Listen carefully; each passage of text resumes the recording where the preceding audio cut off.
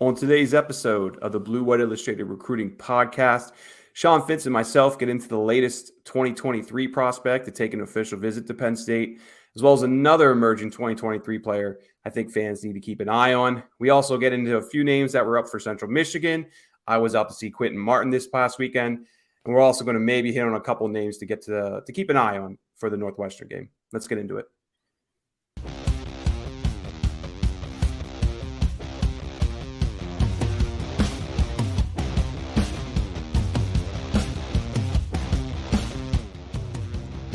All right, Fitz. Week 3, I guess, for us here, but week 4 of the season, we'll say.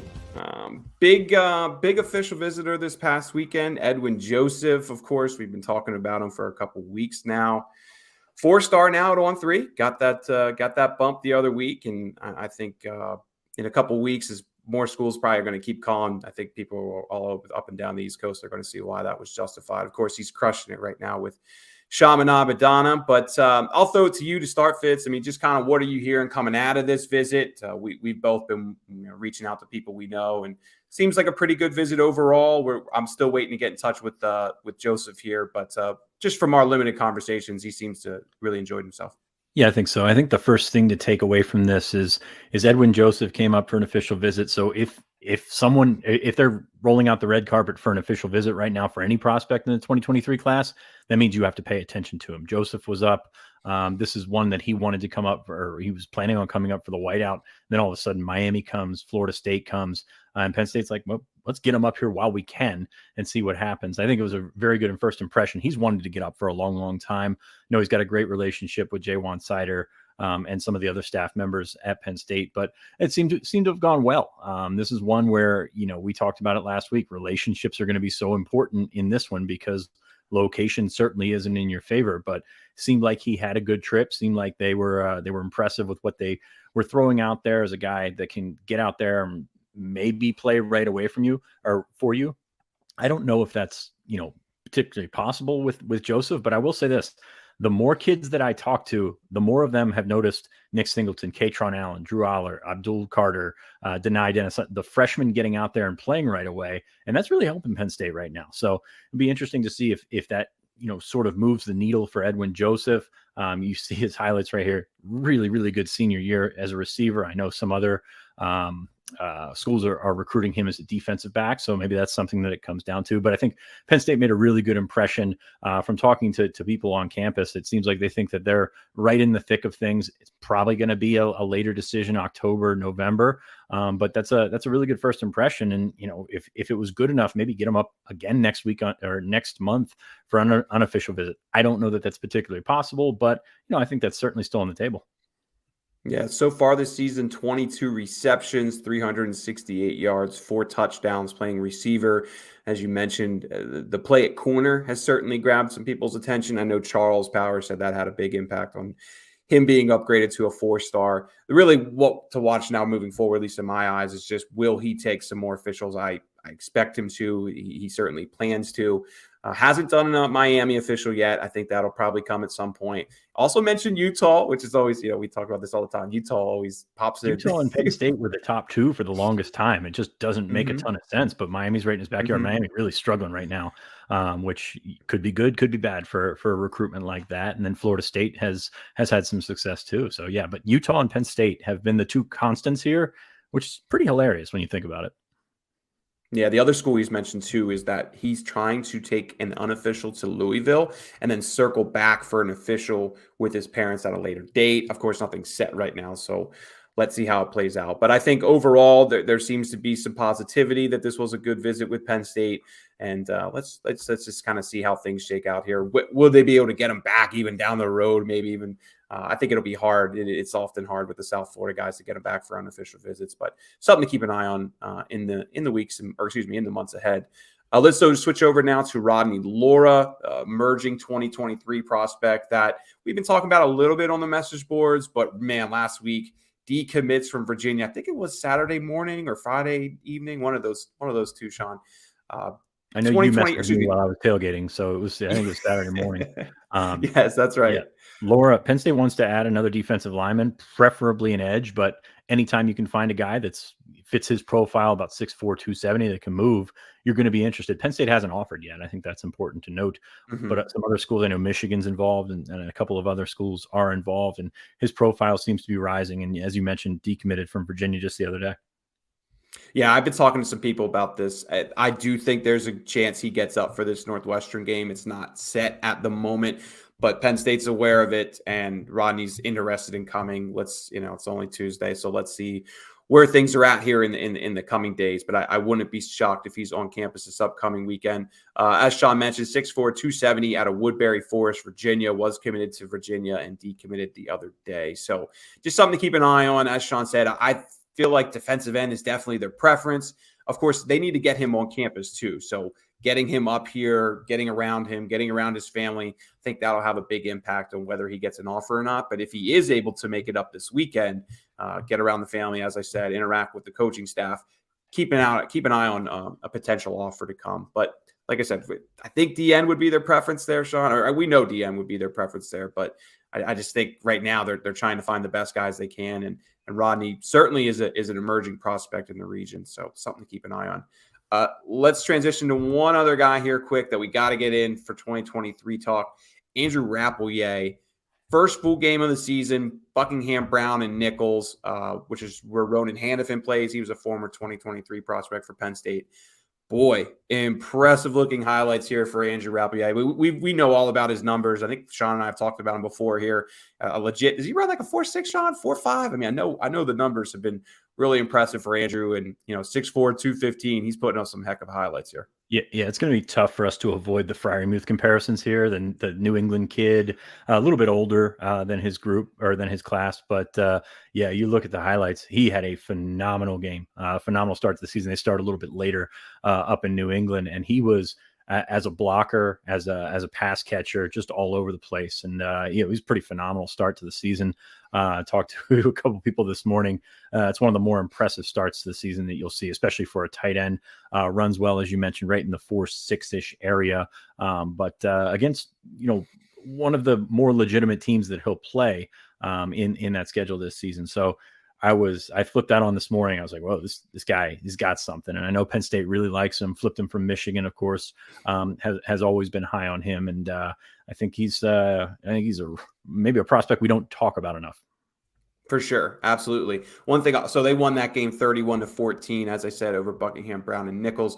They have two more big matches coming up here, Lawrence Academy this upcoming weekend, and then they play Thayer on Saturday, October 8th. I would expect Penn State to be up there. Probably Ty Howell will end up being up at that game. Of course, Samson Okunlola plays for Thayer. That's Penn State's bye week. So everything aligns for somebody from Penn State to be at that game.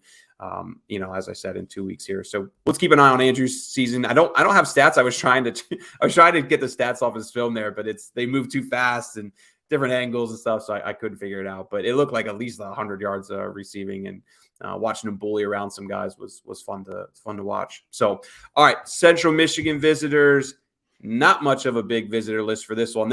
I would expect this to be the smallest recruiting crowd that we've seen this season. Sean, you were up there. I wasn't up there this weekend. I think it was about 60 guys overall, but really it was probably about a dozen or so when it comes to either walk-ons or potential scholarship guys.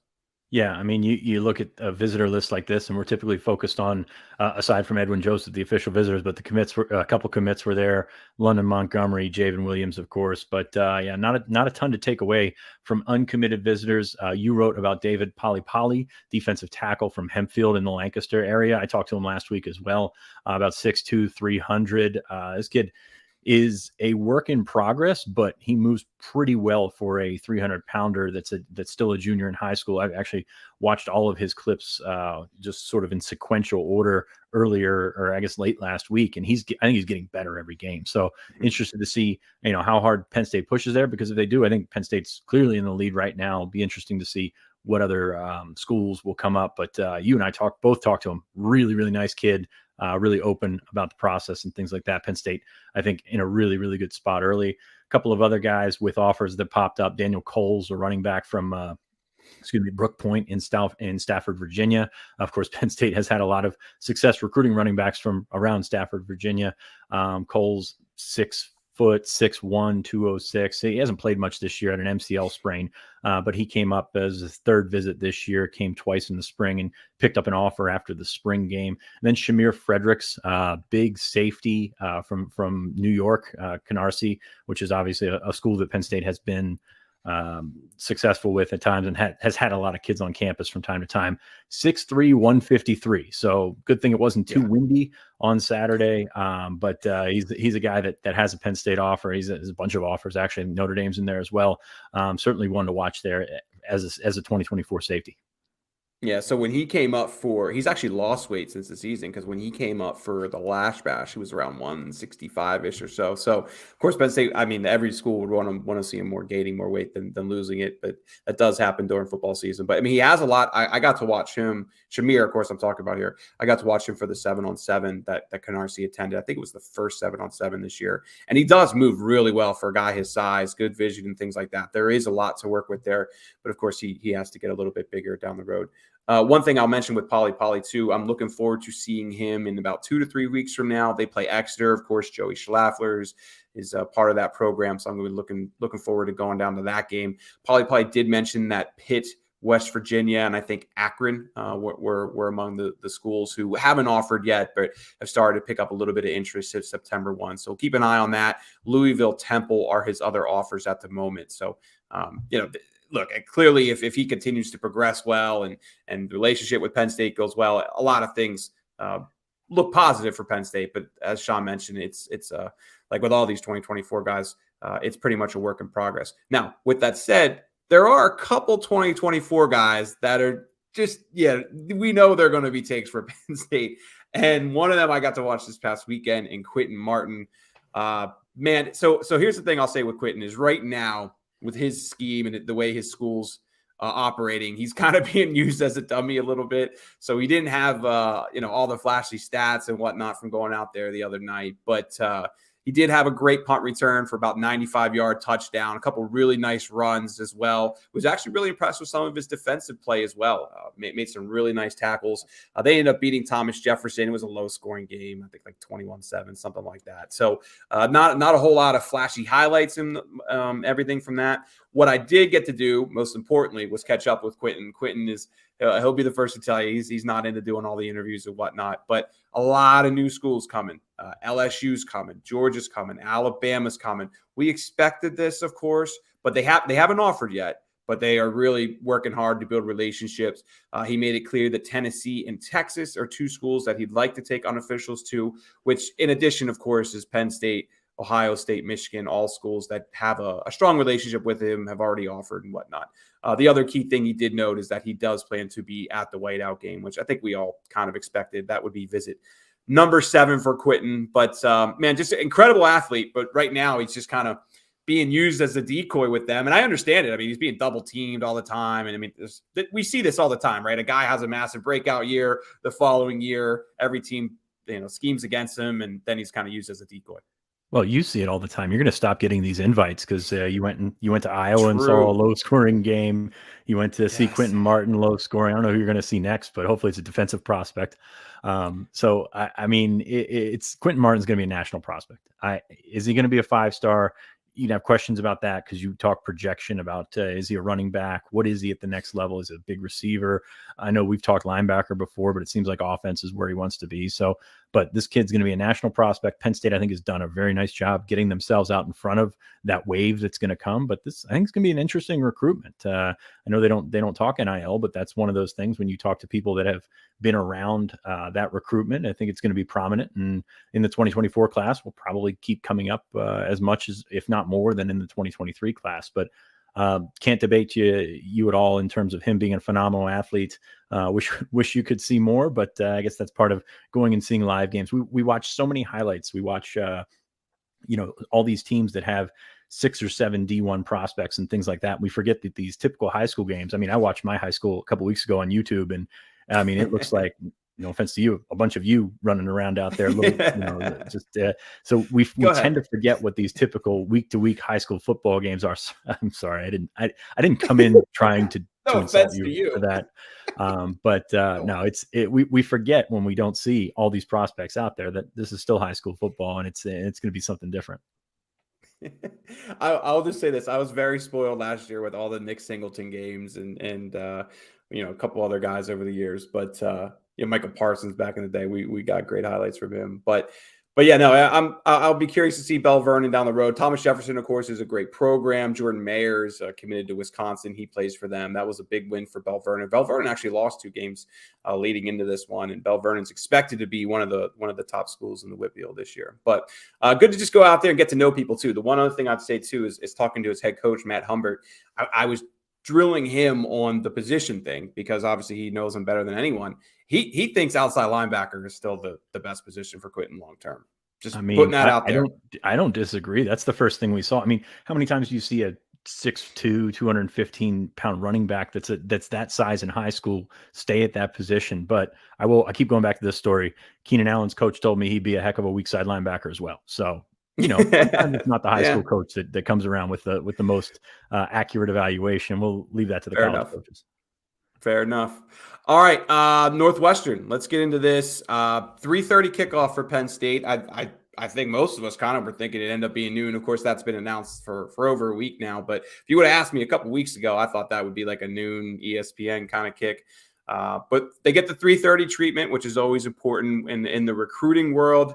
We're still working to put together a list right now, but I think that 3:30 is going to be really important for this. It should get that list into a different level. We usually get a handful of guys for that first Big Ten game, a handful of scholarship guys. I think now we're going to be looking at, maybe they could get up to 10 or so scholarship guys. It's still ways to go out, but just looking over previous years, that's kind of what they've averaged. Of course, they did. I think last year they opened Indiana at home, and that ended up being a night game, so that wasn't the best of comparisons. But Jalen Harvey is a name I'm keeping an eye on this weekend. He's right now kind of planning to come up. Of course, Jalen's been here in the past, and then he's had a couple visits where he plans to be here, wasn't able to make it. But right now, he's one of the top guys we're keeping an eye on. 4-star prospect out of Quincy Orchard in Potomac, Maryland. I think this would be his 3rd visit to Penn State. I want to say maybe 4th. I think it's hard to say because I think he's intended to visit many times, and we just have to keep track of the ones when he makes it. Yeah.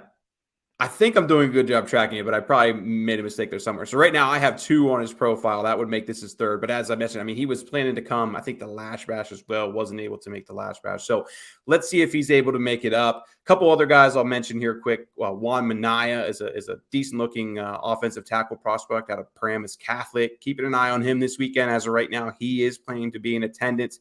Penn State has already offered Juan. We have him at 6'6", 315, 3-star prospect with a few quality offers. Michigan State, Ole Miss, I believe Boston College is another one, so another player to keep an eye on.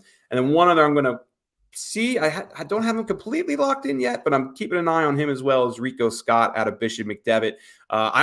Speaking of games, I got to watch players play. Rico, I watched play his first game of the year against Ematep. He dropped the ball like 4 times. So now, don't get me wrong, Rico's having a great season, but it was just one of those. It was one of those bad games that I guess I'm unlucky this year. But Alabama, Texas A&M, Minnesota, a few other quality teams. I think Georgia's another one in there. Rico's been on campus 4 times now. This would be his 5th if he's able to make it up. He's a 4-star prospect in the On3 consensus. And right now, like I said, I would list him as 50-50 at the moment, but another quality player we're keeping an eye on. Yeah.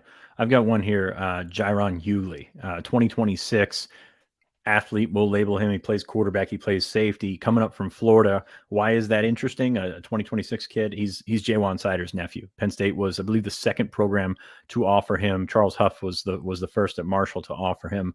Hughley's a really good player, and he continues to grow. I know he's been up for camp before. Having Uncle Jaywan here probably doesn't hurt Penn State's chances, but really, really good looking athlete in the 2026 class. Like I said, I don't want to spend too much time dealing with that class right now because there's a lot of time to go to develop into a prospect, but he's a good looking one so far. So I think that Northwestern list is going to be a little bit better. I mean, you mentioned how they've sort of built up to this. I think the fact that they're winning is making them a little bit more appealing, and some guys may not be able to make it for the whiteout or make it for the Ohio State game. So you've got a 3:30 kick. It will allow those guys that you can expand your territory a little bit in terms of driving distance and things like that to get those guys up for this weekend. For sure. One other guy, too, I did forget to mention, I have spoken with is Nair Daniels. He's out of Bergen Catholic in North Jersey. Nair did say he's 50-50 at the moment, but he is trying to get on campus this weekend. Big offensive tackle prospect, 6'2", 348 is where he was in the summertime. I believe that was for a camp early in the summer. I think it was 6'12" is what I have listed on his profile. So if he's able to make it up this weekend, this will be his third visit to Penn State. He was on campus back in April, and then for a camp in June. So let's see what makes it up. You said 6'2". It's a little bit off. That's 6'7". 6'7". There's a bit of a difference between someone 6'2", 348 and 6'7", 348 in terms of frame.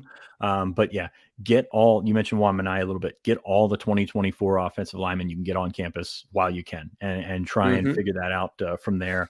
Take a look at the frames, take a look at the measurement, the arm length, the hand size, do all the little micromanaging type analysis that you can do, and then maybe reshuffle that deck later. Yeah, of course, I was listening to our podcast last week. I think I said Ohio like 5 times, and really it was the Central Michigan game. So I'm good at that. And as long as I'm hosting, get used to that, guys.